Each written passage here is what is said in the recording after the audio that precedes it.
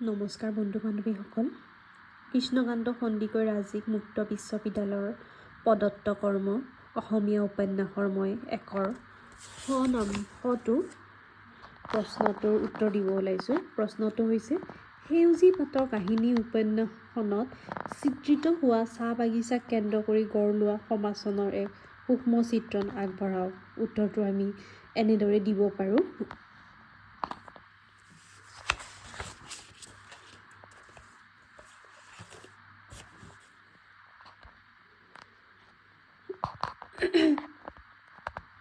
আৰম্ভণি। অসমৰ সাহিত্য জগতত চাহ বাগিচা কেন্দ্ৰিক জীৱনক গভীৰ আৰু বাস্তৱধৰ্মী ৰূপত ফুটাই তোলা উপন্যাস অতি সীমিত। এই ক্ষেত্ৰত ৰচনা বৰুৱা ডক্টৰ বিঞ্চি কুমাৰ বৰুৱা ৰচিত সেউজী পাতৰ কাহিনী 1959 চনৰ এক গুৰুত্বপূৰ্ণ আৰু ব্যতিক্ৰমী সাহিত্যিক কৃতি। ঔপনিৱেশিক যুগৰ অসমৰ চাহ বাগিচাৰ পটভূমিত ৰচিত এই উপন্যাসখনত চাহ বনুৱা সমাজৰ জীৱন সংগ্ৰাম, শ্ৰম, সংস্কৃতি আৰু শোষণৰ কৰুণ বাস্তৱতাক গভীৰ সহানুভূতি আৰু শৈল্পিক দক্ষতাৰে উপস্থাপন কৰা হৈছে। বাহ্যিক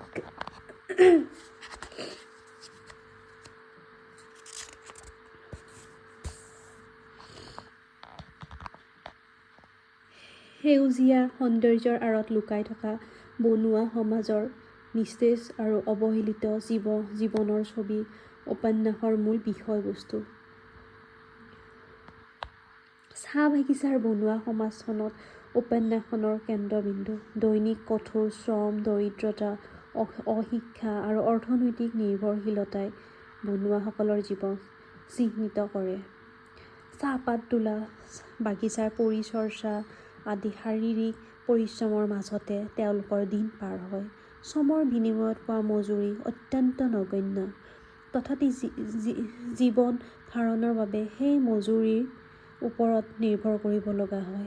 এই দৰিদ্ৰতাই তেওঁলোকক শিক্ষাৰ পৰা বঞ্চিত কৰি ৰাখে আৰু প্ৰজন্মৰ পিছত প্ৰজন্ম একেই জীৱন চক্ৰত আবদ্ধ হৈ থাকে।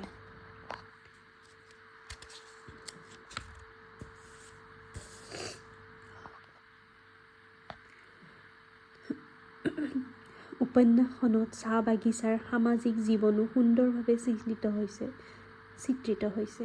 কঠোৰ জীৱনৰ মাজতো বনুৱাসকলে জীৱনত আনন্দ, উৎসৱ আৰু মানৱীয় উষ্ণতাৰ অভাৱ নাই। শনিবাৰৰ মজুৰি পোৱাৰ দিন, সাপ্তাহিক হাট বজাৰ, গান, নৃত্য, মদ্যপান আদিৰ বৰ্ণনাই তেওঁলোকৰ জীৱনৰ সহজ সৰল আনন্দ প্ৰকাশ কৰে। এইবোৰ উপাদানে বনুৱা সমাজখনৰ এক জীৱন্ত ৰূপ দিয়ে। চাহ বনুৱাসকলৰ সমাজ ব্যৱস্থা মুক্ত, যৌনতা, প্ৰেম আদি পয়োভৰ থাকিলেও জাতিভেদৰ প্ৰভাৱৰ পৰা মুক্ত নহয়। তাৰোপৰি চাহ সমাজত বিয়াৰ ক্ষেত্ৰত দৰা পক্ষই কন্যা পক্ষক গা ধন দিব লাগে। মহুৱাক ফেকুলৈ বিয়া দিয়াৰ বাবে তাইৰ মোমায়েকে খোজা গা ধন, লঘু ৰাধুৰ বিয়াৰ বাবে চনিয়াই ৰাধুৰ দেউতাকক দিয়া পণ, কালীচৰণে জীয়েকক এতুৱালৈ দিবলৈ খোজা গা ধন আদিৰ মাজেদি চাহ বনুৱাসকলৰ সামাজিক ৰীতি-নীতিৰ ছবিখন সুন্দৰকৈ ফুটি উঠিছে। চাহ বনুৱাসকলৰ সমাজ জীৱনৰ আটাইতকৈ মন কৰিবলগীয়া দিশটো হ'ল সমাজৰ বন্ধনহীনতা। গাঁৱৰ পৰম্পৰাগত কঠোৰ ৰীতি-নীতিৰ পৰিৱৰ্তে বনুৱাসকলৰ সমাজ ব্যৱস্থাত সম্পূৰ্ণ মুক্ত জীৱনৰ প্ৰতিফলন ঘটা দেখিবলৈ পোৱা যায়। বাগিচাৰ প্ৰতিগৰাকী স্ত্ৰী-পুৰুষেই নিজৰ ইচ্ছামতে জীৱন উপভোগ কৰে। তেওঁলোকৰ মাজত যৌন বিষয়ক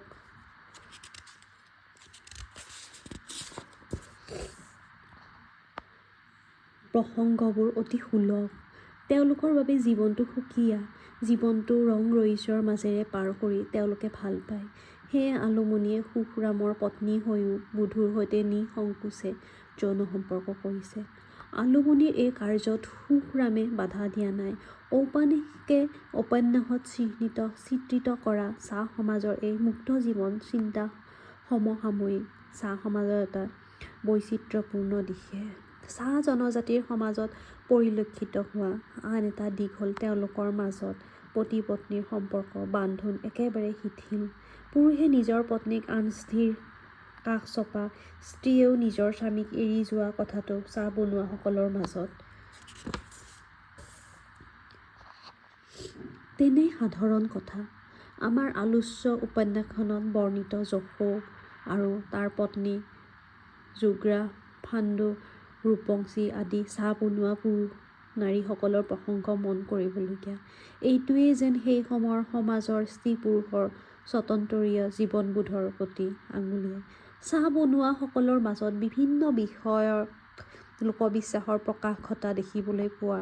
তেওঁলোকে দেও, ভূত আৰু দেৱতাৰ স্থিতি বিশ্বাস কৰে। বিভিন্ন কাম সম্পাদন কৰা সময়ত দেও, ভূত, দেৱতাক সন্তুষ্ট কৰিবলৈ চাহ বনুৱাসকলে কুকুৰা, ছাগলী আদি বলি দি পূজা অৰ্চনা কৰাৰ বৰ্ণনা উপন্যাসখনত পোৱা যায়।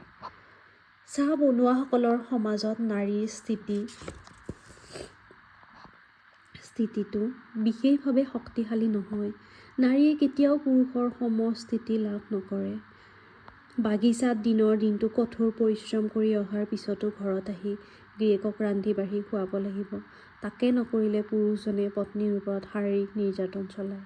চাহ জনজাতি সমাজত প্ৰতিফলিত পুৰুষতান্ত্ৰিক মানসিকতা আৰু নাৰীৰ অৱদমিত স্থিতিৰ সুন্দৰ প্ৰকাশ উপন্যাসখনত ঘটিছে। সামৰণি। সেউজী পাতৰ কাহিনী উপন্যাসখনত চাহ বাগিচাক কেন্দ্ৰ কৰি গঢ় লৈ উঠা সমাজখনৰ অৰ্থনৈতিক, সামাজিক আৰু মানসিক বাস্তৱতা এক সূক্ষ্ম শিল্পবোধেৰে চিত্ৰিত হৈছে। এই উপন্যাসখনত কেৱল এটা কাহিনী নহয়, বৰঞ্চ অসমৰ চাহ বনুৱা সমাজৰ এক জীৱন্ত দলিল। ধন্যবাদ।